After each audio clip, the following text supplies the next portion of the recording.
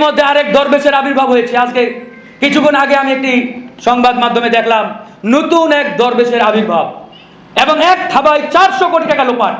সে কে? ইতিমধ্যে এই খবরটা কিন্তু দেখেছেন। নতুন যে রাজনৈতিক দলটি হয়েছে এই দলটাকে আমরা শুভকামনা জানিয়েছিলাম।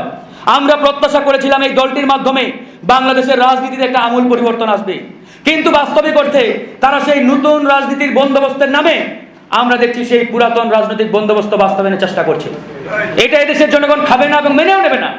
এই তানভীর হায়দার মুখে লম্বা দাড়ি, মাথায় টুপি, পাঞ্জাবি ধবধবে পরে সে নতুন বয়ান নিয়ে আসছে। আবার শুনলাম সে নাকি ওই এনসিপির যুগ্ম সদস্য সচিব, অনেক বড় নেতা। 400 কোটি টাকা লোপাট করেছে। তার মানে কি আমরা এই বাংলাদেশে আবার ওই দরবেশ বাবা সালমান এফ রহমান দেখতে চাই?